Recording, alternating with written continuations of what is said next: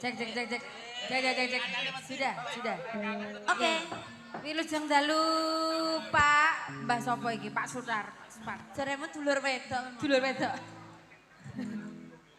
Dulur wedok lho. Sugeng dalu Bapak. Wilujeng dalu Mbak Ajeng dan juga Mbak Yeni. Nyapa kok ning tengah dhewe ngene iki? Selamat malam juga untuk semuanya warga Desa Gondo Suli, betul? Iya betul sekali Mbak Ajeng. Hari ini kita sowan bersama dengan campur sari gandrung wulung. Gandrung ulung. Sowan dalemipun Bopo Marjan. Bopo Marjan langganipun Marjan. hajatane pun mantu karo nyunatne Mbak Ajeng. Oh, ini potong Potong apa? Potong gulan. Nggih. potong bulan. Potong Oke, bulan. oke. Harapannya apa Mbak Ajeng? Semoga lekas sembuh saja. Kuwi nggih sing sunat. Nggih, dan semoga dipergunakan dengan sebaik-baiknya, tidak ngawur dan tidak lancang. Amin. Ya tidak lancang. Ya Iya, untuk betul. yang manten. Untuk Mbak Yeni, Mbak gimana Yeni. ini? Heeh. Ucapannya apa Mbak? Buat sing sunat karo sing manten. Selamat melihat dengan bentuk yang baru. Bentuk baru. Prai ngono to? Bentuknya beda ya. Ya beda no, mesti enak. Ngono kae pokoke serasatiane ya. Semoga ini mendapatkan yang terbaik ke depannya gitu ya. Lebih sukses ke depannya, begitu Ya, Mbak amin, Estu. amin sekali. Doanya sudah dikabulkan, yang penting harapannya kita semuanya baik Betul. dan bahagia selalu. Amin, amin ya rabbal alamin. Oke, untuk mengawali perjumpaan dengan campur sari gandrung wulung, dikasih all artis nih Mas Galung nggih. Lagune Tombo Kangen. Buat teman-teman YouTuber selamat malam semuanya.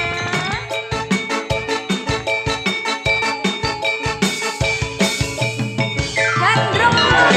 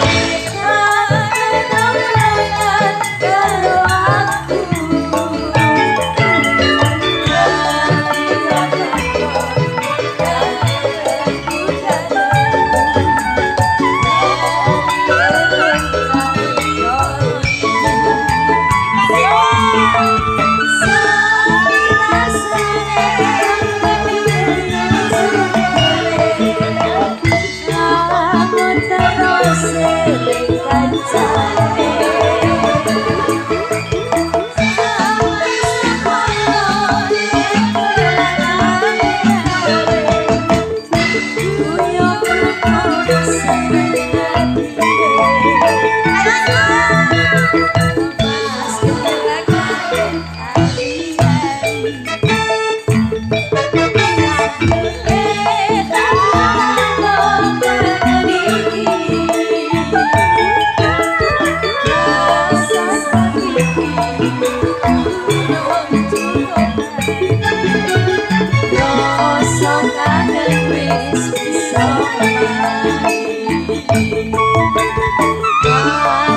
sakit